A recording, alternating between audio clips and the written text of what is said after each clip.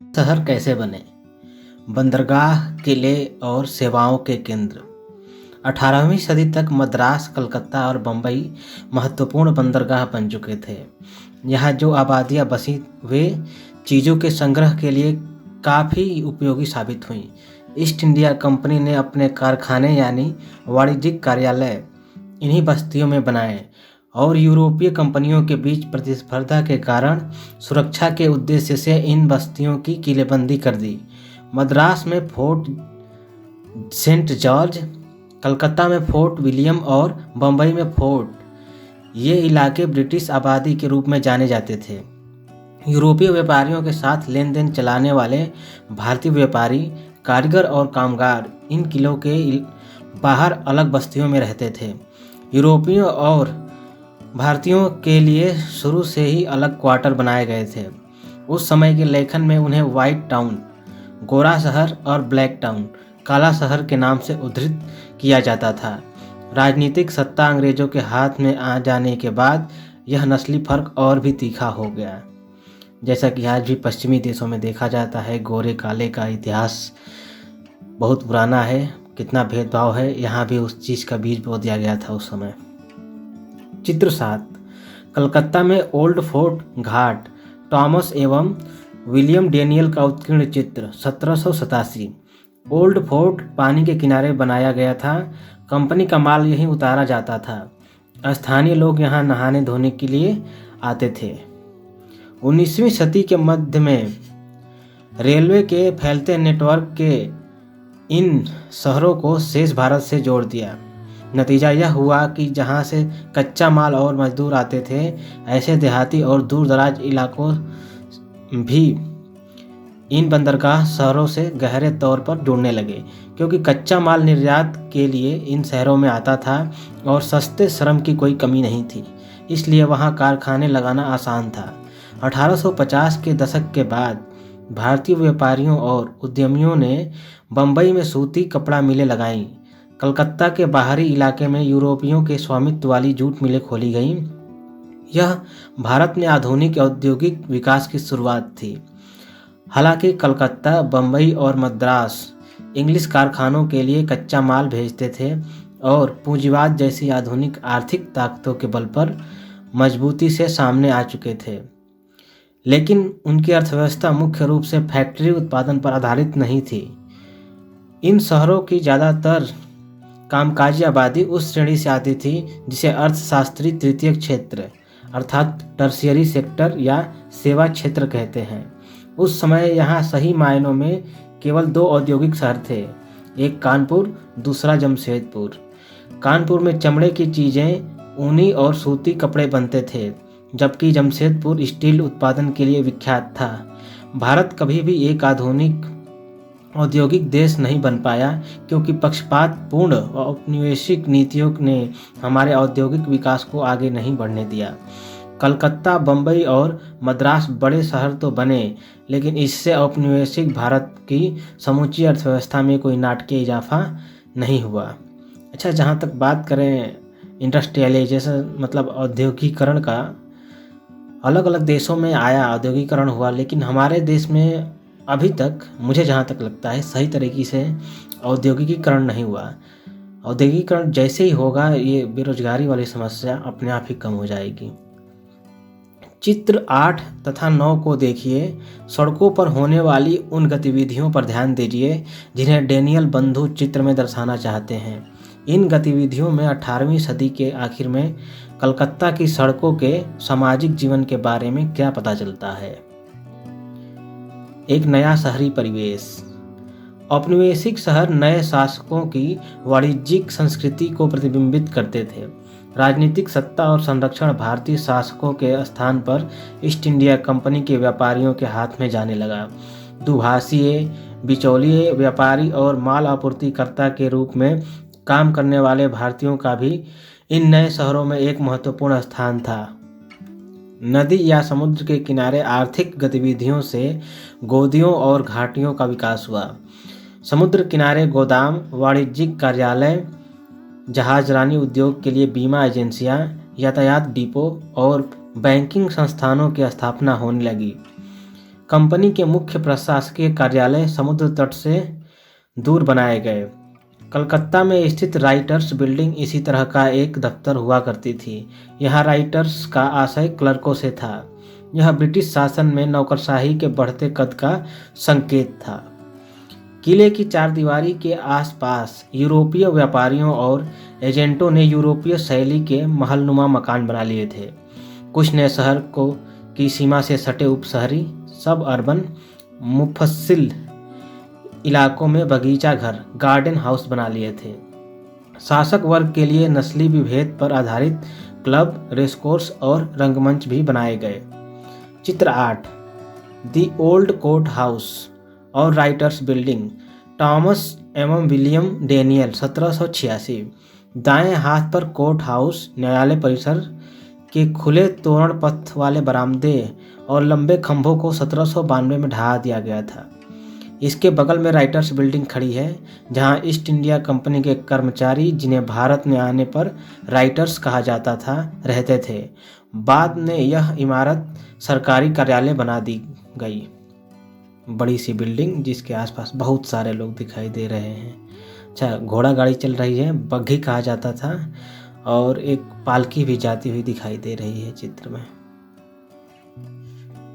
चित्र 9 चौरंगी में नई इमारतें, टॉमस एवं विलियम डेनियल 1787। मैदान के पूर्वी किनारे पर अंग्रेजों के निजी मकान 18वीं सदी के आखिर में बनने लगे थे। इनमें से ज़्यादातर मकान पलेडियन शैली के थे, जिनमें गर्मियों से बचने के लिए खंभों के सहारे बड़े बरामदे बनाए गए थे। अमीर भारतीय एजेंटों और बिचौलियों ने बाजारों के आसपास ब्लैक टाउन में परंपरागत ढंग के दालानी मकान बनवाए। उन्होंने भविष्य में पैसा लगाने के लिए शहर के भीतर बड़ी बड़ी जमीनें भी खरीद ली थीं।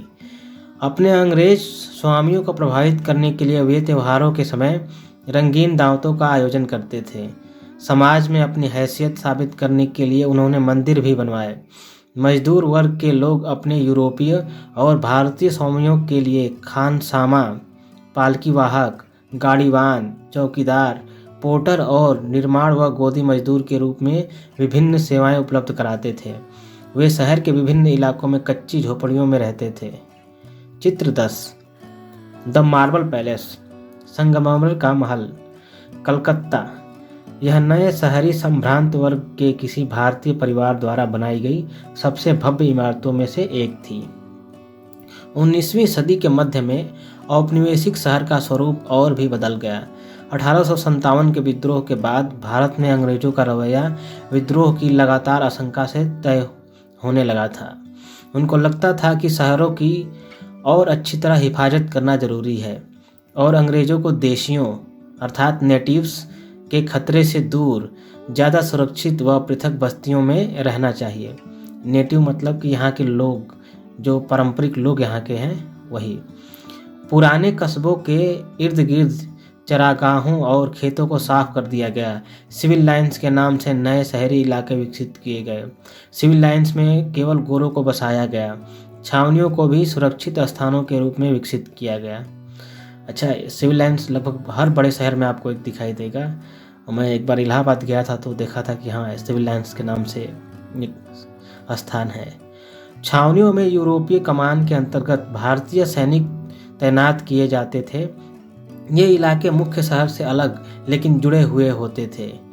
छावनी अर्थात कैंट, आप स्टेशनों देखते होंगे कि कैंट के नाम से बहुत सारे स्टेशन, जैसे वाराणसी कैंट, गोरखपुर कैंट इत्यादि।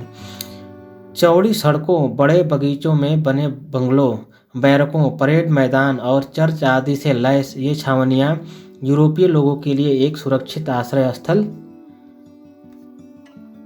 तो थी ही, भारतीय कस्बों की घनी और बेतरतीब बसावट के विपरीत व्यवस्थित शहरी जीवन का एक नमूना भी थी। अंग्रेजों की नज़र में चित्र 11 चितपुर बाजार, चार्ल्स डी आयली द्वारा चितपुर बाजार कलकत्ता में ब्लैक टाउन और व्हाइट टाउन की सीमा पर स्थित था। यहाँ विभिन्न प्रकार के मकानों को देखिए। एक तरफ अमीर जमींदार की ईंटों से बनी इमारत है और दूसरी तरफ फूस से बनी गरीबों की झोपड़ियाँ हैं। तस्वीर में दिखाई दे रहे मंदिर को अंग्रेज ब्लैक पगोडा कहते थे, जिसका यहाँ रहने वाले गोविंद राम मित्तर नामक जमींदार ने निर्माण कराया था। नस्ल पर आधारित भाषा के चलते नाम भी अक्सर स्याही में रंगे होते थे, मतलब काले कलर से ही लिखा जाता था। काले इलाके न केवल अराजकता और हो हल्लों का केंद्र थे, वे गंदगी और बीमारी का स्रोत भी थे। काफ़ी समय तक अंग्रेजों की दिलचस्पी गोरों की आबादी में सफाई और स्वच्छता बनाए रखने तक ही सीमित थी। लेकिन जब हैजा और प्लेग जैसी महामारियां फैली और हजारों लोग मारे गए, तो औपनिवेशिक अफसरों को स्वच्छता व सार्वजनिक स्वास्थ्य के लिए ज़्यादा बड़े कदम उठाने की ज़रूरत महसूस हुई। उनको भय था कि कहीं ये बीमारियां ब्लैक टाउन से वाइट टाउन में भी न फैल जाएं। 1860-70 के दशकों में साफ सफाई के बारे में कड़े प्रशासकीय उपाय लागू किए गए और भारतीय शहरों में निर्माण गतिविधियों पर अंकुश लगाया गया। लगभग इसी समय भूमिगत पाइप आधारित जलापूर्ति, निकासी और नाली व्यवस्था भी निर्मित की गई। इस प्रकार भारतीय शहरों को नियमित व नियंत्रित करने के लिए स्वच्छता निगरानी भी एक अहम तरीका बन गया। यहाँ के ग्रामीण लोगों को या फिर निचले तबकों को तब तक इन लोगों ने कोई सुविधा देना शुरू नहीं किया जब तक कि ये हैजा और प्लेग जैसी बीमारी शुरू नहीं हो गई। पहला हिल स्टेशन। छावनियों की तरह हिल स्टेशन पर्वतीय सैरगाह भी औपनिवेशिक शहरी विकास का एक खास पहलू थी। हिल स्टेशनों की स्थापना और बसावट का संबंध सबसे पहले ब्रिटिश सेना की ज़रूरतों से था। शिमला, वर्तमान शिमला की स्थापना गोरखा युद्ध 1815 से 1816 के दौरान की गई। अंग्रेज मराठा 1818 युद्ध के कारण अंग्रेजों की दिलचस्पी माउंट आबू में बनी, जबकि दार्जिलिंग की 1835 में सिक्किम के राजाओं से छीना गया था।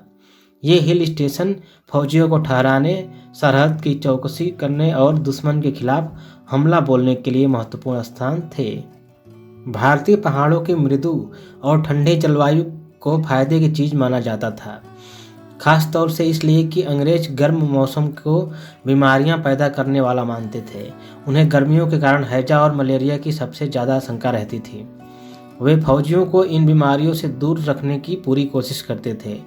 सेना की भारी भरकम मौजूदगी के कारण ये स्थान पहाड़ियों में एक नई तरह की छावनी बन गए। इन हिल स्टेशनों को सैनिटोरियम के रूप में भी विकसित किया गया था। सैनिटोरियम सिपाहियों को यहाँ विश्राम करने और इलाज कराने के लिए भेजा जाता था। चित्र 12 शिमला के एक औपनिवेशिक मकान का चित्र। यह सर जॉन मार्शल का आवास था। अच्छा, आप ये बताइए कि जॉन मार्शल का नाम हिस्ट्री में किस बात से संबंधित है? इनका नाम बार बार आता है क्योंकि हिल स्टेशनों की जलवायु यूरोप की ठंडी जलवायु से मिलती जुलती थी, इसलिए नए शासकों को वहाँ की आबो हवा काफ़ी लुभाती थी। वायसराय अपने पूरे अमले के साथ हर साल गर्मियों में हिल स्टेशनों पर ही डेरा डाल लिया करते थे। 1864 में वायसराय जॉन लॉरेंस ने अधिकृत रूप से अपनी काउंसिल शिमला में स्थानांतरित कर दी और इस तरह गर्म मौसम में राजधानियां बदलने के सिलसिले पर विराम लगा दिया। शिमला भारतीय सेना के कमांडर इन चीफ, प्रधान सेनापति का भी अधिकृत आवास बन गया। हिल स्टेशन ऐसे अंग्रेजों और यूरोपियों के लिए भी आदर्श स्थान थे जो अपने घर जैसी मिलती जुलती बस्तियां बसाना चाहते थे। उनकी इमारतें यूरोपीय शैली की होती थीं। अलग अलग मकानों के बाद एक दूसरे से कटे विला और बागों के बीच में स्थित कॉटेज बनाए जाते थे। एंग्लिकन चर्च और शैक्षणिक संस्थान आंग्ल आदर्शों का प्रतिनिधित्व करते थे। सामाजिक दावत, चाय बैठक, पिकनिक, रात्रिभोज, मेले, रेस और रंगमंच जैसी घटनाओं के रूप में यूरोपियों का सामाजिक जीवन भी एक खास किस्म का था। चित्र 13 मनाली हिमाचल का एक गांव। यद्यपि अंग्रेजों ने पहाड़ों में भी औपनिवेशिक स्थापत्य शैली का इस्तेमाल किया, लेकिन स्थानीय लोग पहले की तरह ही रहते थे। रेलवे के आने से ये पर्वतीय सैरगाह बहुत तरह के लोगों की पहुंच में आ गई। अब भारतीय भी वहां जाने लगे। उच्च और मध्यवर्गीय लोग, महाराजा, वकील और व्यापारी सैर सपाटे के लिए इन स्थानों पर जाने लगे। वहां उन्हें शासक यूरोपीय अभिजन के निकट होने का संतोष मिलता था। हिल स्टेशन औपनिवेशिक अर्थव्यवस्था के लिए भी महत्वपूर्ण थे। इनके पास के इलाकों में चाय और कॉफ़ी बागानों की स्थापना से मैदानी इलाकों से बड़ी संख्या में मजदूर वहां आने लगे। इसका नतीजा यह हुआ कि अब हिल स्टेशन केवल यूरोपीय लोगों की ही सैरगाह नहीं रह गए थे। नए शहरों में सामाजिक जीवन। साधारण भारतीय आबादी के लिए नए शहर दांतों तले उंगली दबा लेने का अनुभव थे। जहां जिंदगी हमेशा दौड़ती भागती सी दिखाई देती थी, वहां चरम संपन्नता और गहन गरीबी दोनों के दर्शन एक साथ होते थे। अच्छा, एक क्रूर सत्य है, जब भी आप एक बड़े शहर में जाएंगे जहाँ पे चमचमाती बिल्डिंगें, गाड़ियाँ, सड़कें दिखाई दे रही होती हैं, वहीं से मात्र 1 किलोमीटर 2 किलोमीटर दूर यदि आप अंदर जाते हैं तो ऐसी बस्तियाँ देखने को मिलेंगी आपको जैसे आप अपने गांव में भी नहीं देखते होंगे। यदि आप ऐसी जगह पर रहते होंगे तो, गांव में यदि रहते हैं तो अलग ही टाइप की ज़िंदगी दिखाई देती है। कभी जब बहुत खूबसूरत बिल्डिंग दिखाई दे तो आप थोड़ा अंदर जाने की कोशिश कीजिएगा, उसके आसपास में 1-8 किलोमीटर चलिएगा, आपको कुछ ना कुछ ऐसी चीज़ें अवश्य दिखाई देंगी। चित्र 14। कलकत्ता में एक सड़क पर चलती ट्राम गाड़ियाँ। ट्राम रेल का एक छोटा सा फॉर्मेट होता है, शायद अभी तक कलकत्ता में चलती हैं, हालांकि तथ्य चेक करना पड़ेगा कि हाँ सत्य है कि नहीं। घोड़ा गाड़ी जैसे नए यातायात साधन और बाद में ट्रामों और बसों के आने से यह हुआ कि अब लोग शहर के केंद्र से दूर जाकर भी बस सकते थे। समय के साथ काम की जगह और रहने की जगह दोनों एक दूसरे से अलग होते गए। घर से दफ्तर या फैक्ट्री जाना एक नए किस्म का अनुभव बन गया। यद्यपि अब पुराने शहरों में मौजूद सामंजस्य और वाकफियत का एहसास गायब था, लेकिन टाउन हॉल, सार्वजनिक पार्क, रंगशालाओं और 20वीं सदी में सिनेमा हॉलों जैसे सार्वजनिक स्थानों के बनने से शहरों में लोगों को मिलने जुलने की उत्तेजक नई जगह और अवसर मिलने लगे थे। शहरों में नए सामाजिक समूह बने तथा लोगों की पुरानी पहचानें महत्वपूर्ण नहीं रहीं। तमाम वर्गों के लोग बड़े शहरों में आने लगे। क्लर्कों, शिक्षकों, वकीलों, डॉक्टरों, इंजीनियरों, अकाउंटेंट्स की मांग बढ़ती जा रही थी। नतीजा मध्य वर्ग बढ़ता गया। उनके पास स्कूल, कॉलेज और लाइब्रेरी जैसे नए शिक्षा संस्थानों तक अच्छी पहुंच थी। शिक्षित होने के नाते वे समाज और सरकार के बारे में अखबारों, पत्रिकाओं और सार्वजनिक सभाओं में अपनी राय व्यक्त कर सकते थे। बहस और चर्चा का एक नया सार्वजनिक दायरा पैदा हुआ। सामाजिक रीति रिवाज, कायदे कानून और तय तरीकों पर सवाल उठने लगे। अमार कथा, मेरी कहानी, विनोदिनी दासी 1863 से लेकर 1941। बंगाली रंगमंच में 19वीं सदी के आखिर और 20वीं सदी के शुरुआती दशकों की जानी मानी हस्ती थी। उन्होंने नाटककार और निर्देशक गिरीश चंद्र घोष 1844 से लेकर 1912 के साथ काफ़ी काम किया। स्टार थिएटर कलकत्ता की स्थापना 1883 के पीछे उनका मुख्य हाथ था। यह थिएटर बाद में कई प्रसिद्ध नाटकों के लिए जाना गया। 1910 से 1913 के बीच उन्होंने अमार कथा के नाम से किस्तों में अपनी आत्मकथा लिखी। वह एक जबरदस्त व्यक्तित्व वाली महिला थीं। उन्होंने समाज में औरतों की समस्याओं पर केंद्रित कई भूमिकाएं निभाईं। वह अभिनेत्री, संस्था निर्माता और लेखिका कई भूमिकाएं एक साथ निभाती थीं। लेकिन उस समय के पितृसत्तात्मक समाज ने सार्वजनिक दायरे में उनकी उपस्थिति को कभी पसंद नहीं किया। लेकिन बहुत सारे सामाजिक बदलाव स्वाभाविक रूप से या आसानी से नहीं आ रहे थे। शहरों में औरतों के लिए नए अवसर थे। पत्र पत्रिकाओं, आत्मकथाओं और पुस्तकों के माध्यम से मध्यवर्गीय औरतें खुद को अभिव्यक्त करने का प्रयास कर रही थीं। परंपरागत पितृसत्तात्मक कायदे कानूनों को बदलने की इन कोशिशों से बहुत सारे लोगों को असंतोष था। रूढ़िवादियों को भय था कि अगर औरतें पढ़ लिख गईं तो दुनिया को उलट कर रख देंगी और पूरी सामाजिक व्यवस्था का आधार खतरे में पड़ जाएगा।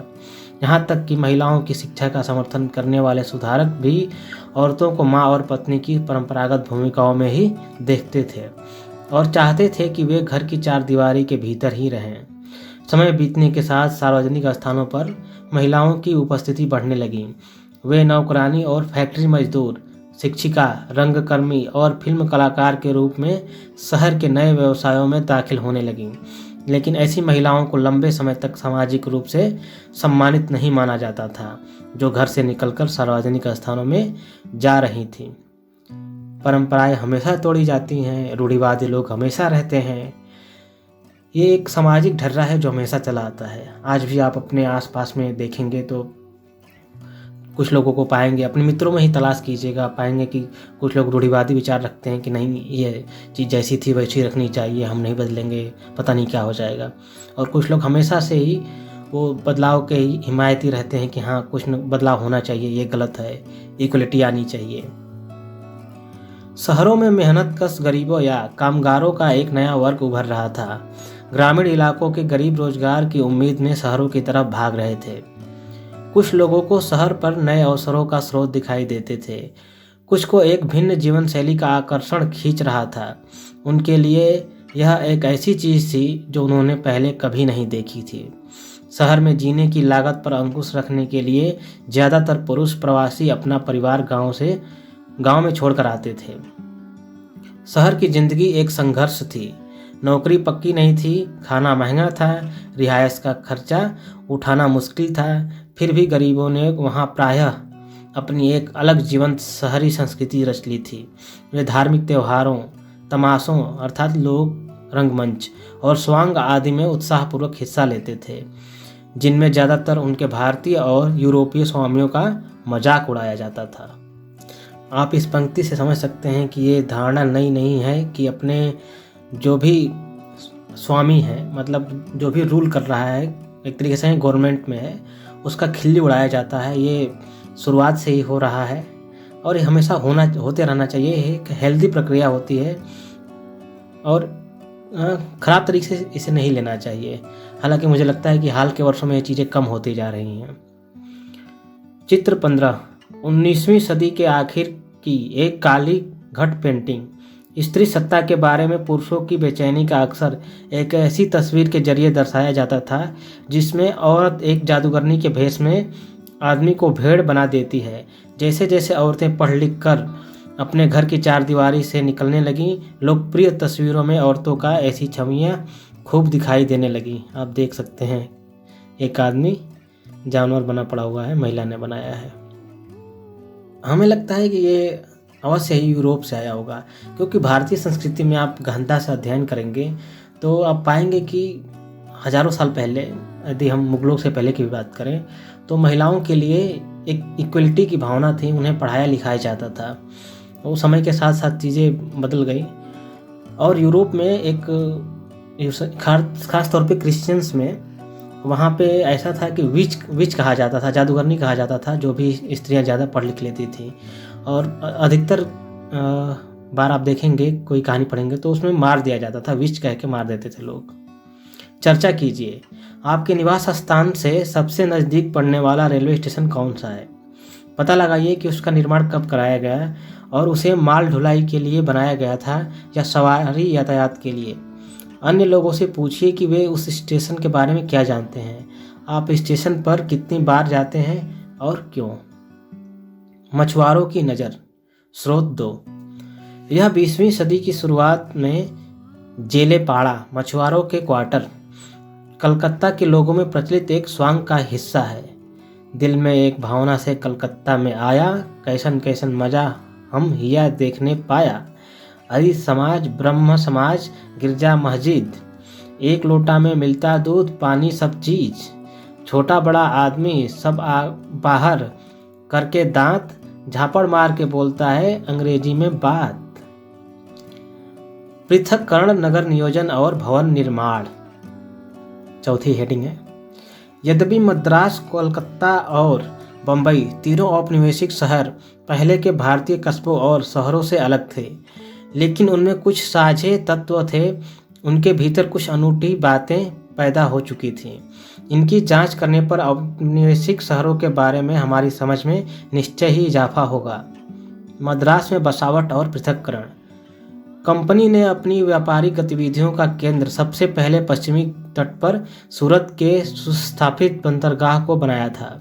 बाद में वस्त्र उत्पादों की खोज में अंग्रेज व्यापारी पूर्वी तट पर जा पहुँचे।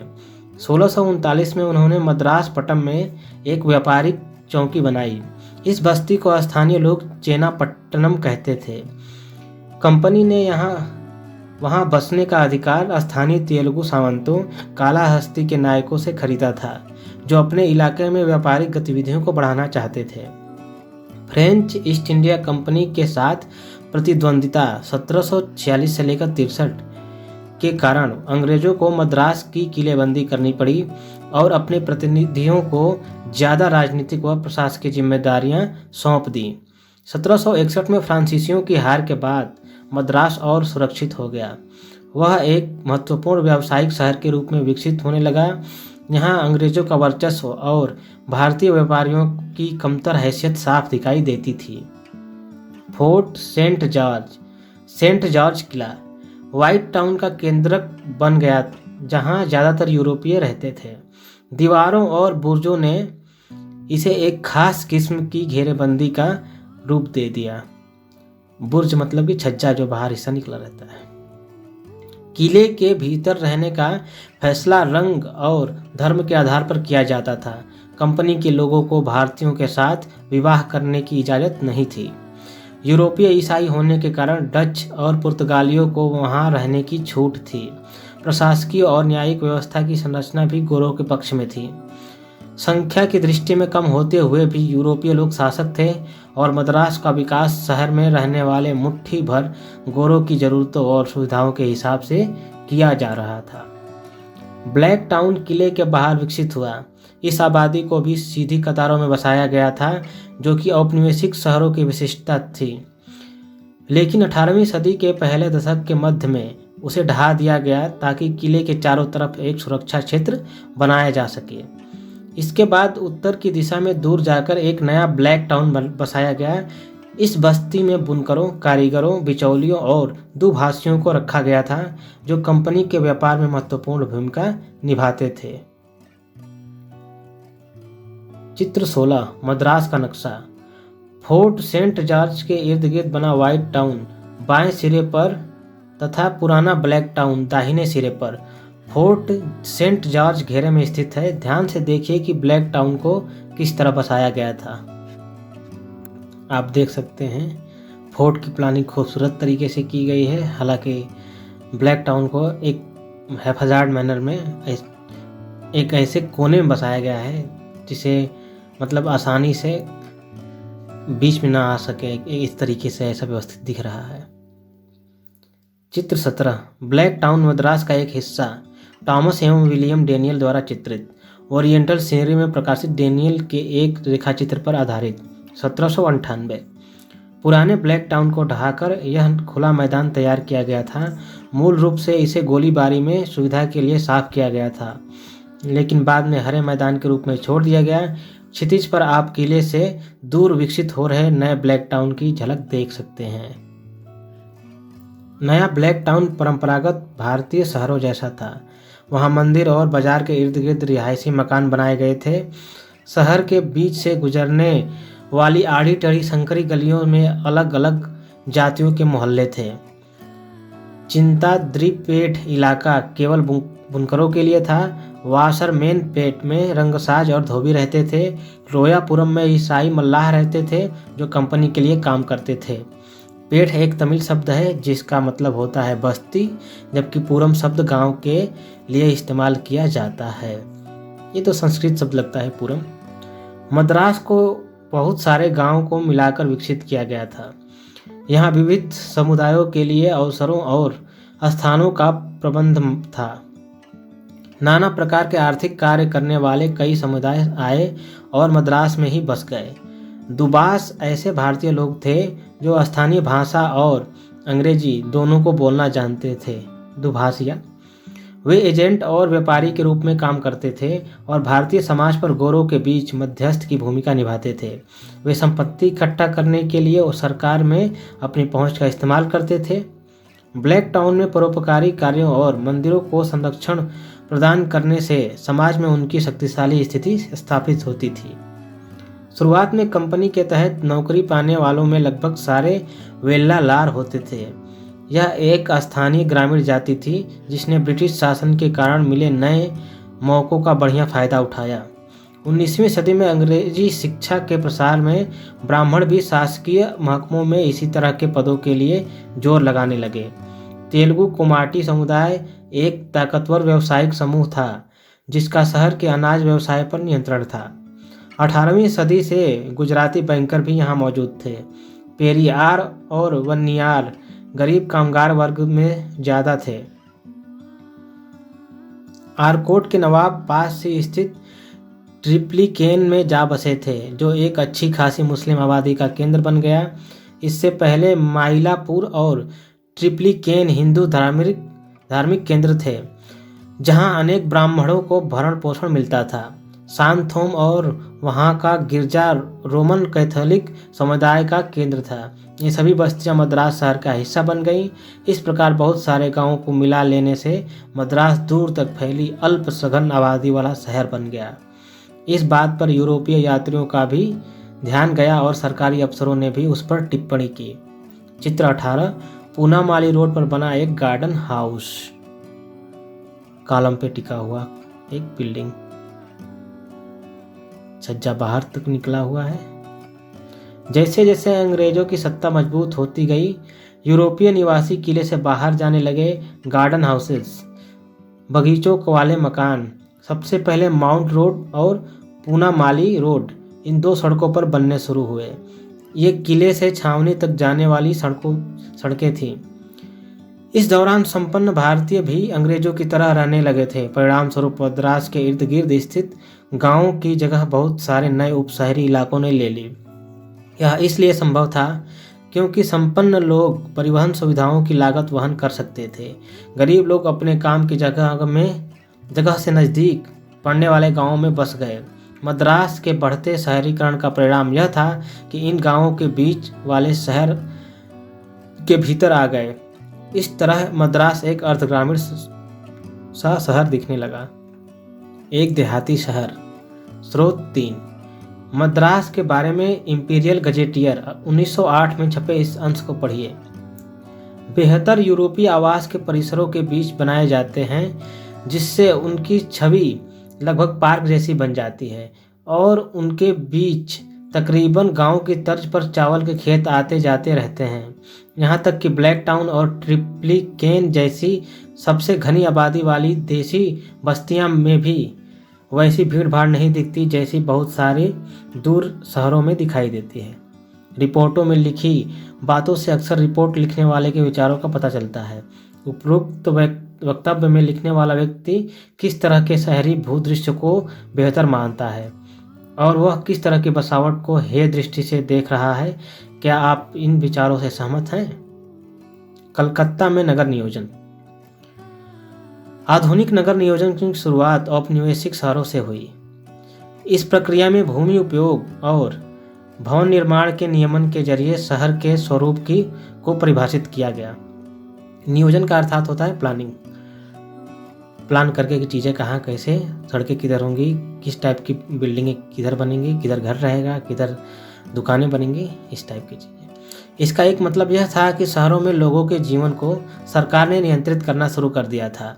इसके लिए एक योजना तैयार करना और पूरी शहरी परिधि का स्वरूप तैयार करना जरूरी था। यह प्रक्रिया अक्सर इस सोच से प्रेरित होती थी कि शहर कैसा दिखना चाहिए और उसे कैसे विकसित किया जाएगा। इस बात का भी ध्यान रखा जाता था कि विभिन्न स्थानों को कैसे विकसित करना चाहिए। इस दृष्टि से विकास की सोच और विचारधारा प्रतिबिंबित होती थी और उसका क्रियान्वयन जमीन, उसके बासिंदों और संसाधनों पर नियंत्रण के जरिए किया जाता था। इसकी कई वजह थी कि अंग्रेजों ने बंगाल में अपने शासन के शुरू से ही नगर नियोजन का कार्यभार अपने हाथों में क्यों ले लिया था। एक फौरी वजह तो रक्षा उद्देश्यों से संबंधित थी। 1756 में बंगाल के नवाब सिराजुद्दौला ने कलकत्ता पर हमला किया और अंग्रेज व्यापारियों द्वारा माल गोदाम के तौर पर बनाए गए छोटे किले पर कब्जा कर लिया। ईस्ट इंडिया कंपनी के व्यापारी नवाब की संप्रभुता पर लगातार सवाल उठा रहे थे। वे न तो कस्टम ड्यूटी चुकाना चाहते थे और न ही नवाब द्वारा तय की गई कारोबार की शर्तों पर काम करना चाहते थे। सिराजुद्दौला अपनी ताकत का लोहा मनवाना चाहता था। कुछ समय बाद 1757 में प्लासी के युद्ध में सिराजुद्दौला की हार हुई। इसके बाद ईस्ट इंडिया कंपनी ने एक ऐसा नया किला बनाने का फैसला लिया जिस पर आसानी से हमला न किया जा सके। कलकत्ता को सुल्तानाती कोलकाता और गोविंदपुर इन 3 गांवों को मिलाकर बनाया गया था। कंपनी ने इन तीनों में सबसे दक्षिण में पड़ने वाले गोविंदपुर गांव की जमीन को साफ करने के लिए वहां के व्यापारियों और बुनकरों को हटने का आदेश जारी कर दिया। नवनिर्मित फोर्ट विलियम के इर्द गिर्द एक विशाल जगह खाली छोड़ दी गई, जिसे स्थानीय लोग मैदान या गारेर मठ कहने लगे थे। खाली मैदान रखने का मकसद यह था कि अगर दुश्मन की सेना किले की तरफ बढ़े तो उस किले से बेरोक टोक गोलीबार की जा सके। जब अंग्रेजों को कलकत्ता में अपनी उपस्थिति अस्थायी दिखाई देने लगी तो वे फोर्ट से बाहर मैदान के किनारे पर भी आवासीय इमारतें बनाने लगे। कलकत्ता में अंग्रेजों की बस्तियां इसी तरह अस्तित्व में आनी शुरू हुई। फोर्ट के इर्द गिर्द की विशाल खुली जगह, जो अभी भी मौजूद है, यहाँ की एक पहचान बन गई। यह कलकत्ता नगर नियोजन की दृष्टि से पहला उल्लेखनीय काम था। गोलाबारी के लिए जगह। कलकत्ता के लिए जो पैटर्न तैयार किया गया था उसे बहुत सारे दूसरे शहरों में दोहराया गया। 1857 के विद्रोह के दौरान बहुत सारे शहर विद्रोहियों के गढ़ बन गए थे। विद्रोह के बाद अंग्रेज इन स्थानों को अपने लिए सुरक्षित बनाने लगे। उदाहरण के लिए उन्होंने दिल्ली में लाल किले पर कब्जा किया और वहां अपनी सेना तैनात कर दी। उन्होंने किले के नज़दीक बनी इमारतों को साफ करके भारतीय मोहल्लों और किले के बीच काफ़ी फासला बना दिया। इस कारगुजारी के पीछे भी दलील ये वही थी जो 100 साल पहले कलकत्ता में दी गई थी। अगर कभी शहर के लोग दोबारा फिरंगी राज के खिलाफ खड़े हो जाएं तो उन पर गोलीबारी चलाने के लिए खुली जगह जरूरी थी। कलकत्ता में नगर नियोजन का इतिहास केवल फोर्ट विलियम और मैदान के निर्माण के साथ पूरा होने वाला नहीं था। 1798 में लॉर्ड वेलेस्ली गवर्नर जनरल बने। उन्होंने कलकत्ता में अपने लिए गवर्नमेंट हाउस के नाम से एक महल बनवाया। यह इमारत अंग्रेजों की सत्ता का प्रतीक थी। कलकत्ता में आज जमने के बाद वेलेस्ली शहर के हिंदुस्तानी आबादी वाले हिस्से की भीड़ भाड़, जरूरत से ज़्यादा हरियाली, गंदे तालाबों, सड़ांध और निकासी की खस्ता हालत को देखकर परेशान उठा। अंग्रेजों को इन चीज़ों से इसलिए परेशानी थी क्योंकि उनका मानना था कि दलदली ज़मीन और ठहरे हुए पानी के तालाबों से जहरीली गैसें निकलती हैं जिनसे बीमारियां फैलती हैं। उष्ण कटिबंधीय जलवायु को वैसे भी स्वास्थ्य के लिए हानिकारक और शक्ति का क्षय करने वाला माना जाता था।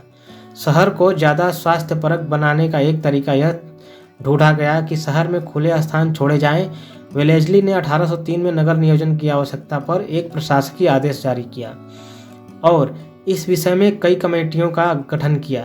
बहुत सारे बाजारों, घाटों, कब्रिस्तानों और चर्म शोधन इकाइयों को साफ किया गया या हटा दिया गया।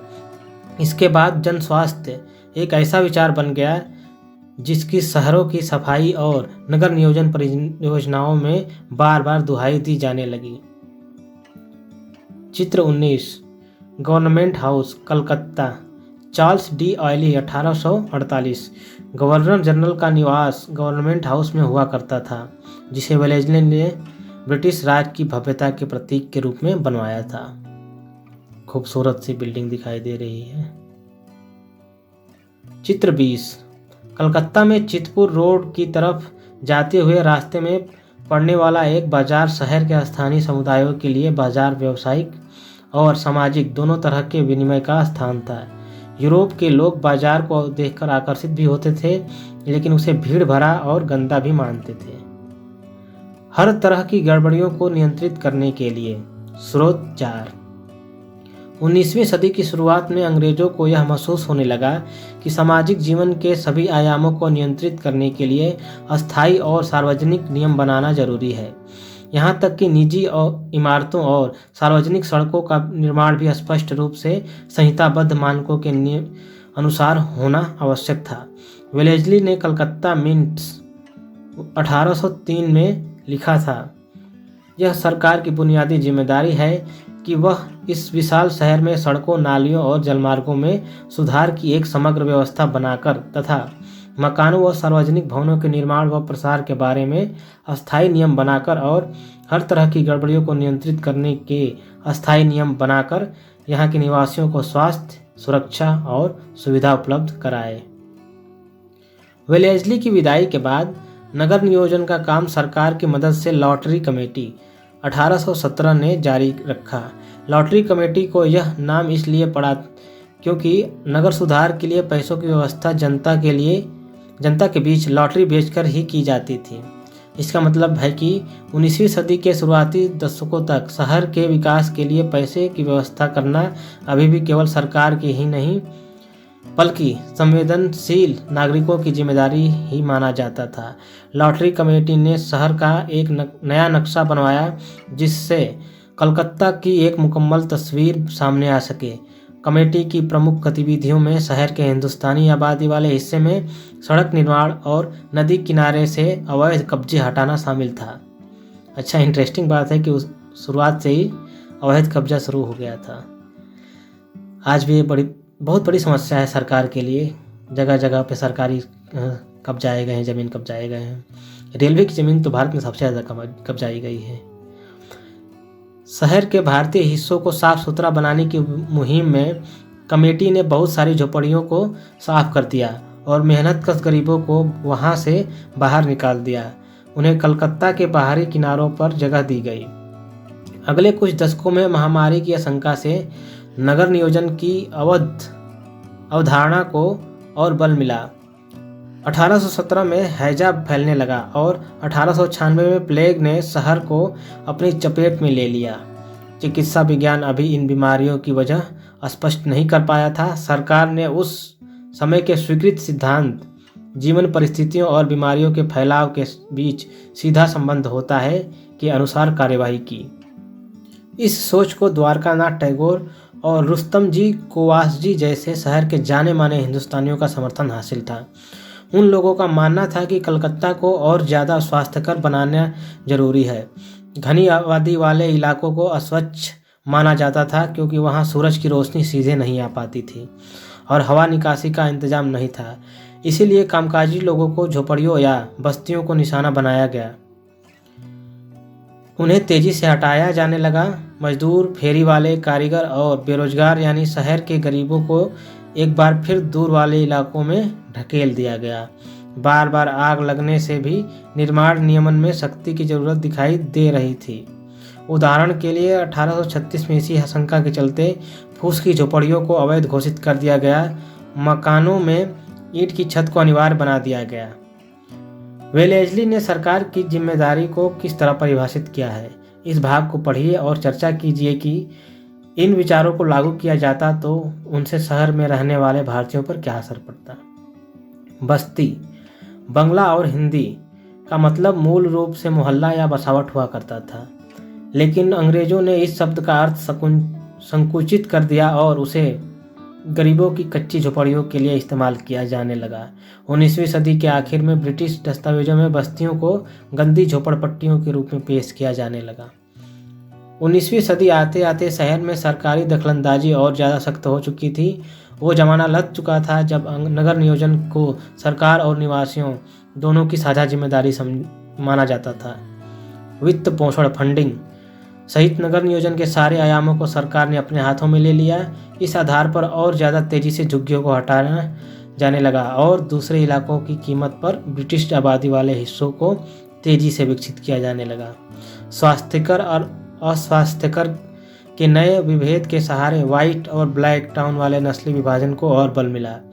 नगर निगम में मौजूद भारतीय नुमाइंदों ने शहर के यूरोपीय आबादी वाले इलाकों के विकास पर जरूरत से ज़्यादा ध्यान दिए जाने का विरोध किया। इन सरकारी नीतियों के विरुद्ध जनता के प्रतिरोध ने भारतीयों के भीतर उपनिवेशवाद विरोधी और राष्ट्रवादी भावनाओं को बढ़ावा दिया।